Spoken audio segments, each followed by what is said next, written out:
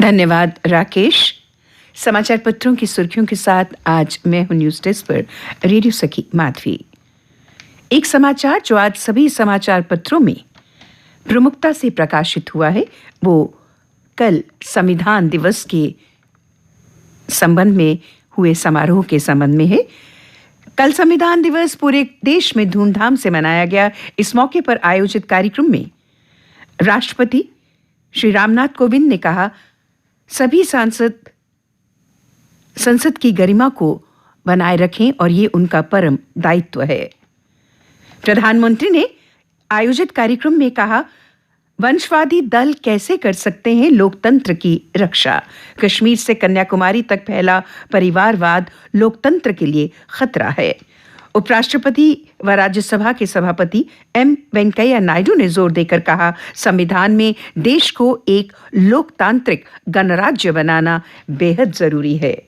इधर उपराज्यपाल मनोज सिन्हा ने कहा, संविधान के मूल्यों को बनाए रखें नागरिक। ये समाचार आज सभी समाचार पत्रों में प्रमुखता लिए हुए है।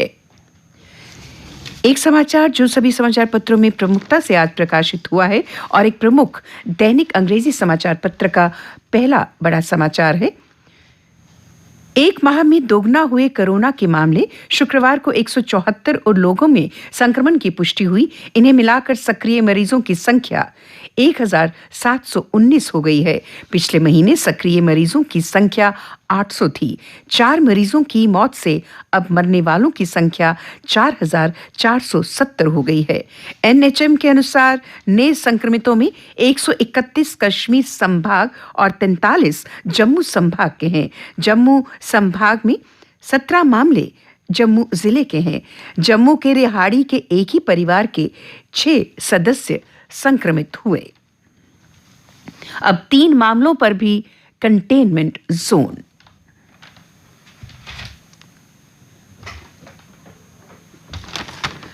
पुंछ में मेंढर के भिंबरगली सेक्टर में एक आतंकी घुसपैठ को नाकाम करते हुए सेना ने एलओसी पर एक पाकिस्तानी आतंकी को ढेर किया। बाकी के 3 आतंकी भाग निकले।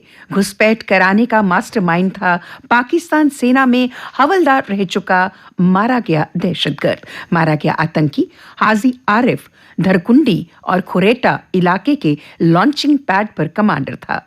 नौशहरा बैट हमले में एसएसजी को गाइड किया था आरिफ ने। ये समाचार भी आज सभी समाचार पत्रों के पहले पृष्ठ पर प्रमुखता से प्रकाशित हुआ है।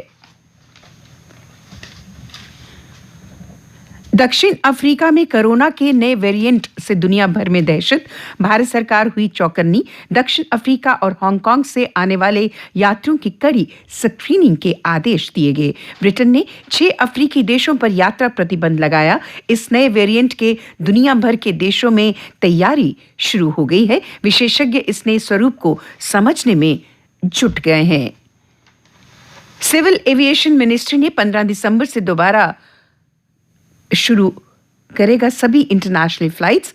भारत समेत 6 देशों के लिए सऊदी अरब सीधी उड़ानें शुरू करेगा।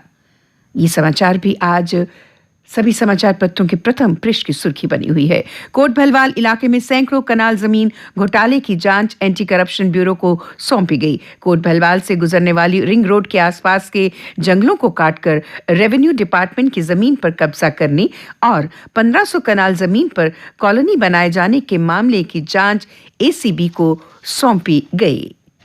जमाते इस्लामी और जेएनके लिबरेशन फ्रंट के बाद अब केंद्र सरकार हुर्रियत कॉन्फ्रेंस के दोनों गुटों कट्टरपंथी व उदारवादी धड़ों पर प्रतिबंध लगाने पर गंभीरता से विचार कर रही है। गृह मंत्रालय जल्द ले सकता है फैसला। ऐसा देखा गया है कि हुर्रियत कॉन्फ्रेंस ने शुरू से देश विरोधी एजेंडे को चलाया है। जम्मू कश्मीर के किसान अब अमेज़न फ्रेश पर अपनी सब्जियां बेच सकेंगे। ऑनलाइन शॉपिंग साइट के साथ एग्रीकल्चर डिपार्टमेंट करेगा करार। इससे किसानों की आमदनी बढ़ेगी, लोगों को घर बैठे मिलेगी सब्जियां। जम्मू कश्मीर में पहाड़ों पर ड्रोन से जाएगी कोविड वैक्सीन। केंद्रीय मंत्री डॉक्टर जितेंद्र सिंह की मौजूदगी में आज जम्मू में 10 किलोमीटर की उड़ान का ट्रायल किया जाएगा। मुख्य आरोपी की तलाश में टीमें पंजाब हरियाणा रवाना। एलओसी पर पूछताछ। ट्रक में 100 करोड़ की हेरोइन के साथ पकड़ा सह चालक। 9 दिन की पुलिस रिमांड पर भेजा गया। जांच जारी। गिरफ्तार आरोपी पूछताछ में बार बार बदल रहा बयान। ये समाचार भी सभी समाचार पत्रों में प्रमुखता लिए हुए है। अब अन्य समाचारों के साथ सुनीता भगत। धन्यवाद माधवी। अन्य समाचारों में इजराइल में 26/11 आतंकी हमला पीड़ितों को भारतीयों ने किया याद। फ्रांस ने प्रवासन संकट पर प्रवासियों की बैठक से ब्रिटिश गृह मंत्री प्रीति पटेल को हटाया। प्रधानमंत्री बोरिस जॉनसन द्वारा फ्रांस के प्रवासियों की मृत्यु को लेकर सही कदम न उठाने से नाराज है फ्रांस। रूसी राष्ट्रपति 6 दिसंबर को आएंगे भारत। दोनों देशों के बीच होगी 21वीं शिखर वार्ता। अफगानिस्तान में जनता की सरकार का समर्थन करेगा भारत, कहा विदेश मंत्री जयशंकर ने। विदेश मंत्री कल रूस और चीन के विदेश मंत्रियों से वर्चुअल बैठक में चर्चा कर रहे थे। भारत ने कल पाकिस्तानी उच्चायोग के वरिष्ठ राजनयिक को किया तलब। 26/11 आतंकी हमले के गुनाहगारों को सजा दिलाने के लिए सुनवाई में तेजी लाने को कहा। देश भर के सरकारी अस्पतालों में आज ओपीडी रहेगी बंद। नीट काउंसलिंग में देरी है कारण। सेना ने जैसलमेर में पाक सीमा के करीब किया युद्धाभ्यास। सुरक्षा बलों के बलिदान का राष्ट्र रहेगा आभारी, कहा राष्ट्रपति रामनाथ कोविंद ने। राष्ट्रपति ने मुंबई आतंकी हमले के शहीदों और पीड़ितों को दी श्रद्धांजलि। कोविड टीके पर संदेह से जाएगा गलत संदेश, कहा सुप्रीम कोर्ट ने। टीकाकरण सर्वोच्च राष्ट्रीय महत्व का है विषय। फिर 10,000 पार मिले कोरोना मरीज। मिजोरम और जम्मू कश्मीर में बढ़ा संक्रमण। नियमों की अनदेखी के लिए आरबीआई ने एसबीआई पर लगाया 1 करोड़ का जुर्माना। स्मार्ट सिटी प्रोजेक्ट के तहत शहर के अप्सरा रोड को नया लुक देने की तैयारी। सरकार ने प्रोजेक्ट के लिए मांगे टेंडर। हाई स्पीड इंटरनेट से स्मार्ट बनेगा जम्मू शहर। प्रशासन ने शहर के 20 जोन में मुफ्त वाईफाई स्थापित करने का किया फैसला। सीबीआई ने बिश्ना पुलिस स्टेशन में तैनात एएसआई श्यामलाल को 50,000 रिश्वत लेते समय रंगे हाथों किया गिरफ्तार। पेंशनर 31 जनवरी तक जमा करा सकेंगे जीवन प्रमाण पत्र। जम्मू संभाग के कई सरकारी दफ्तरों और स्कूलों में संविधान दिवस पर एकता और अखंडता की स्टाफ और छात्रों को शपथ दिलाई गई। ऐसा ही एक शपथ समारोह का आयोजन आकाशवाणी जम्मू में भी किया गया। विश्व विरासत सूची में शामिल होंगे घाटी के कई विरासत स्थल। कश्मीर पुलिस की साइट पर अब लोग कर सकेंगे ऑनलाइन शिकायत। कश्मीर घाटी के युवा पाकिस्तान और आतंकवाद के खिलाफ खुलकर आए सामने। कल मुंबई हमले की बरसी पर पाकिस्तान के खिलाफ होर्डिंग्स लगाकर किया आक्रोश व्यक्त। लखनपुर में हर महीने के पहले रविवार को लगेगा पशु मेला। खेल समाचार। प्रदेश में आयोजित 56वीं राष्ट्रीय जिम्नास्टिक प्रतियोगिता में कल जम्मू कश्मीर ने रिदमिक कैटेगरी में जीता रजत पदक। टीम में मुस्कान राणा, माने और हिमानी गुप्ता ने किया शानदार प्रदर्शन। महाराष्ट्र ने पहला और हरियाणा ने तीसरा स्थान हासिल किया। जूनियर हॉकी विश्व कप में आज भारत का मुकाबला पोलैंड से होगा। इस समय भारतीय टीम अपने पूल में दूसरे स्थान पर है। कानपुर टेस्ट में कल न्यूजीलैंड के खिलाफ श्रेयस अय्यर ने बनाए 171 गेंदों पर 105 रन। भारत की पहली पारी के 345 के जवाब में न्यूजीलैंड ने बिना विकेट खोए बनाए 129 रन।